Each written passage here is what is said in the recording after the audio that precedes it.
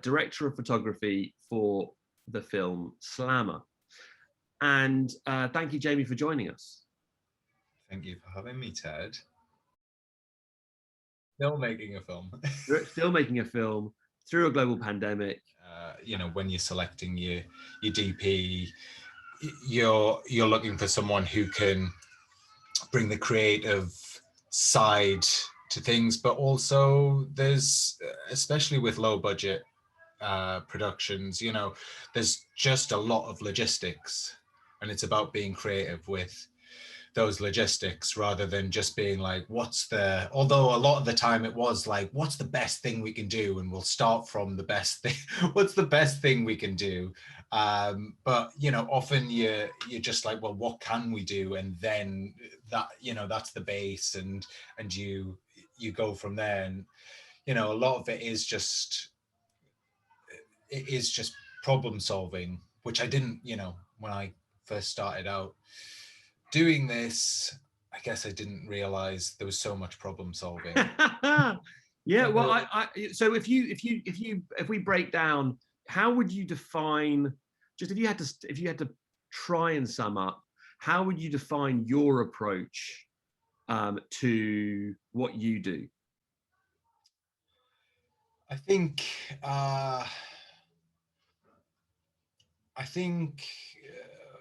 my approach, for better or worse, is very much about looking at the project as a whole,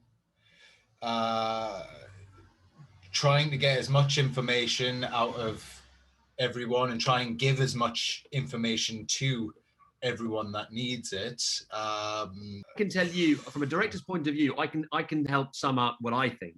The most important thing, as I understand it working with you, is where you see beyond the tech. You see beyond the camera equipment, the lenses. You really want to get your teeth into the story and the characters. And I remember in our first meeting with Caroline, you said, look, I noticed something which is about the detective. And the detective, you know, is driving this beautiful Bentley with leather seats, but of course she cares passionately about animals, and which is a big theme in Slammer, and therefore she's not going to have like regular leather seats, is she? She's going to have, you know, some other artificial leather or what have you, because she had all the money in the world. She absolutely would customize everything in that car. And that was a comment that was made, what, 2 years ago, 3 years ago? I can't remember, two years ago. And that stuck out to me, where you have made notes on story and character, not just we can use a blonde head with this filter, or we can use that lens or that lens. And that really spoke to me. Well, thank you. No, it did. For me, that's just how I look at, you know, I look at filmmaking anyway. You know, it's like, as long as you have something that can record the images, and as long as you have some sort of available light, whether that's natural or artificial, you can make a movie. And you know, you want it to, I guess the story element like has to be the biggest part in any crew members, any HOD's mind, really, because, you know, the tools and the opportunities or the creativity is very much dependent on so many other variables. And no matter how much you plan for something, a technique or a piece of equipment or you might not get that. And in the end of the day, you know, as long as you've got this story there, then it's better to start with story than to start with the tech. We were very lucky that we ended up having lots of people help us out, and we got some really good tech on the job as well. We did. We got some incredible gadgets, which we can talk about in a moment. I mean, for me, we know we're going to shoot 2391. We know it's going to look gorgeous. We're going to find a way of doing all this and finding the best people and getting the best team. And whatever we end up with is going to be great. But we've got to get there. And you need to have somebody who holds your hand through the toughest moments. I mean, that's the thing. I could turn to you and know that you, with your guys, were going to be there while I was sort of trying to get my head around everything else, I suppose. And we should probably bring a massive shout out to your guys as well. All my guys. All your guys. Good friends of mine, working all over the camera and lighting department and grip department. I would say to all productions out there who plan to shoot, never try and shoot your last scene on the first day, especially if it's on a low loader. Who do we blame for that? I mean, I'm not pointing at any. I am a person no fingers. I'm happy to, by the way. I'm absolutely happy to. Yeah, point that finger firmly at myself. I'm also. I don't think at any point in pre-production I was like, yeah, this is a really bad idea, and voiced it. I think I was too busy like scrambling for like the rest of the shoot. I was like, okay, that's just happening. We'll do it. And it's a brilliant day. It's worth talking about, actually, because it's a lesson learned. But I had been warned by a number of people. They know who they are. They were like, Ted, don't do this. And I called up Vickers and I pleaded with them, because in all the films that I'd ever seen, the car work had really bothered me.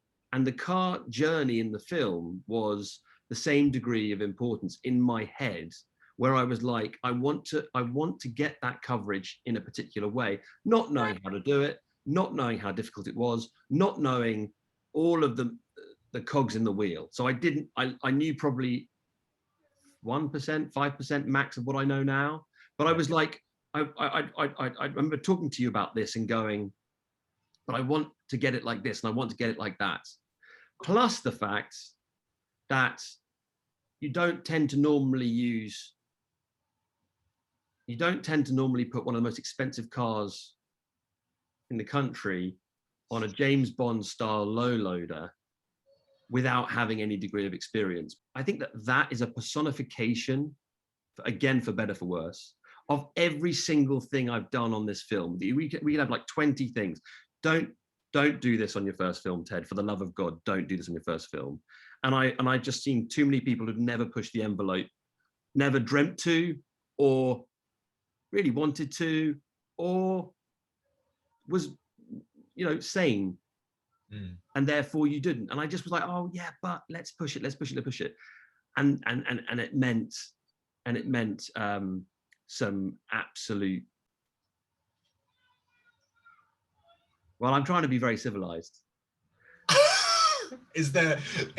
Are there thoughts in there that aren't civilized? Yeah, it led to some proper mess ups and some happy accidents. And I'm going to go with we wouldn't have got some of the happy accidents had we not tried to push the envelope in ways that you don't normally do on a first film. Yeah. That's why you do it. I think, that's very courageous. And if anything, you are definitely someone who just loves film and wants to have that whole experience kind of as the auteur, and comes out in these really like mad ideas. Which is your Newcastle tones makes every mad idea sounds completely possible. Be in the trenches together. It's going to happen while it's raining. Sure. In lack of light, a million other things. But I have to say, we got through whatever we got through. And I'm very, very happy with everything we've achieved. Let's give some shout outs. My God. All right. Okay, so I called EMMYLAND. So I had a lot of people recommending a lot of people, but And of course, bringing EMMYLAND on, you were like, well, I've got my guys then. So whatever avalanche comes our way, we're almost prepared for anything. You know, this is my second feature, but this was like the first time where I had to, you know, really think about management and logistics, as well as the style and overarching continuity and you know, all the really fun part of being a DP, what type of scene it was, like the actual logistics of the day and getting the thing done, and getting the day complete or trying to complete the day was a very heavy hand in what the visual style became. And I think, you know, now that we're in the process of color grading, you know, I'm really pleased with a lot of the choices we made in those first couple of days. The idea to have the cameras, you know, very static, and to look at, or to have in our minds that any of these cameras could potentially be surveillance. And we were aspiring to create certain moods which maybe couldn't be completely finessed on the day, but at least we knew that we could take that into the color process and start bringing out and matching some of the tones to the scenes that we filmed. I mean, I agree. So you touched on some very important points there. The other thing which you touched on, sorry mate, sorry. No, I was just going to say, I think that was probably the bravest and maybe stupidest, but probably bravest trumps stupid anyway. The range of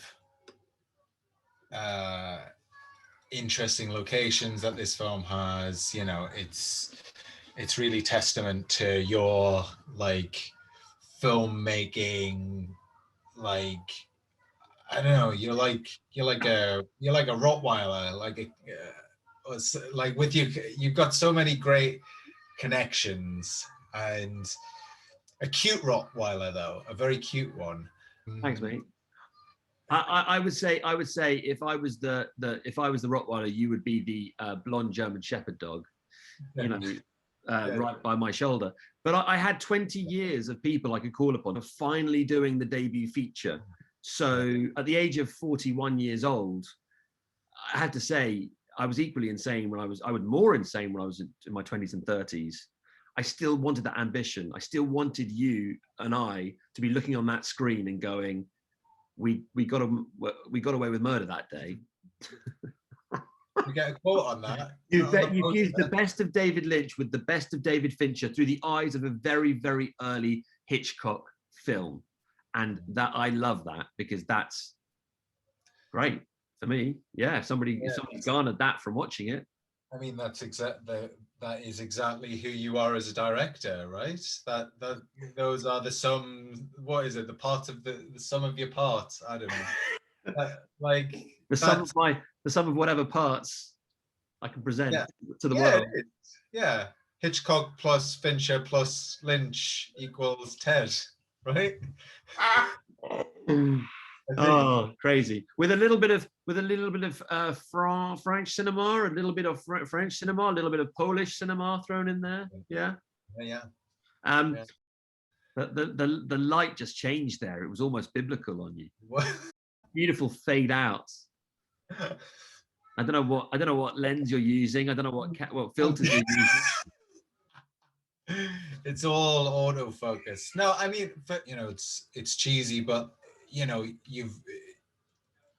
by making these low budget films, you know, you do kind of pick up new family members, and you know, I've got no doubt that you and I are going to be friends for life now, and I hope so. You know, and it's like such a brilliant experience. And I understand why you want to do this podcast, because as you say, in 10 years time it's going to be such a blast to look back on and see what we did. And and I think anyone who goes into making films, and especially ones making low budget films, it's like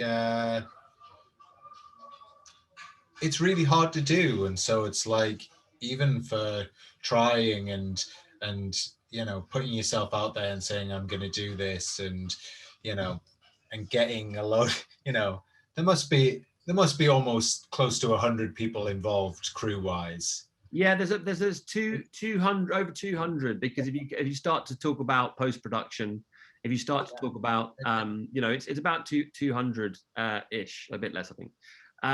But for those who wish to know specifically who was on the crew, you can always go to the wonderful IMDB, which I've been using for 20 years. Come and watch the film, and you can see at the end. Yeah, or you come watch the film, and then just for the end credits. And also, I remember being on a film, just quickly, my DO, just a very quick story from me, which is sort of an inspirational story. So I was a youngster. I was at Shepperton Studios. I was a runner, I was a runner, sort of slave, dog's body, whatever you want to call it. Getting the teas, getting the lunch. Production assistant. Yeah, assisting in whatever capacity. There's a million jobs to be done, and you want to watch and learn. And this DOP, who's passed away now, called Adrian Biddle, was hugely influential, because if you look at Adrian Biddle's IMDb, he was one of the titans, one of the true titans of the new Hollywood. And as a director of photography, he basically was spoken maybe one or two words if you're lucky. He commanded some of the biggest crews, working in the 80s and 90s. He was a fantastic mentor to have, just for even a few days. And the reason why I mentioned him was because he invited me onto the set of The Mummy. And when I say that's the Brendan Fraser, Rachel Weisz film, and I could watch him at work. I could just watch this guy, this DOP of merit, working, just watching him, And it was the scene where the books and the shelves go clunk, clunk, clunk, clunk in the library, like, is a massive set piece. Just the coolest person under fire. Been through everything, has done everything, been through everything. An amazing person to watch. And he's not the guy to go, life lesson number one, all you can do is be on the set and just watch. That's it. And see that level of respect, knowledge, whatever the words are to describe, and yeah, for me, it was like, okay, I'm watching the director, don't get me wrong, of course I am, but just watching the director of photography as well, and to see those guys working hand in hand, it was a beautiful thing, and it's a great film, and it's wonderful. When you see those I've seen a number of other partnerships, the Wise brothers and Remy as well, and a few others. But anyway, yeah, that's a director and director of photography. It's a beautiful partnership when it works really well. Yeah.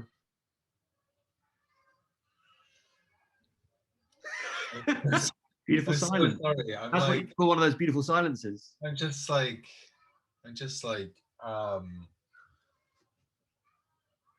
it's hard for a director of photography, because you're like, well, you watch the film. So I can talk about the lens, I can talk about the camera, Arri Alexa Mini, this particular lens that we used. But actually, when it boils down to it, it's just press play. But for me, that 99% of going, Ted, I put it through my experience to date. I put it through what I know. I'm going to present you with this option. Do you want to take that option, or do you want to find a different option? Because we'll find another option. We don't have anybody breathing down our necks, other than Sergeant Major Oakton. Here's to him. Here's to Mr. Pussycat. Mr. Oakton, yeah. Mr. Oakton. But for me personally, that's it, right? You just go, I'm going to suggest it to you. Do you want to take that, or do you want to change it? And I love the fact that you were cared passionately. I love the fact that you cared as passionately as I did about something, and you'd have a conversation, and it came from a place of passion, a place of honesty about what was really possible and what was perhaps one step too far. Newcastle, should be proud. They have a future, titan of industry. Newcastle have a future titan of industry. Watch out.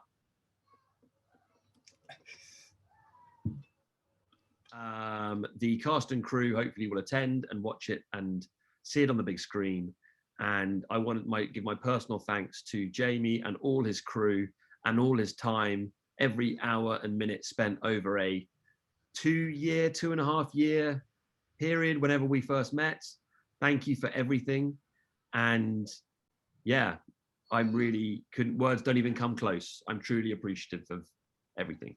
Well, thanks, Ted, because I want to thank you for putting your trust in me. It's your baby, and you allowed me to co-parent with you, and so thanks for trusting me and for this wonderful friendship that is now blossoming.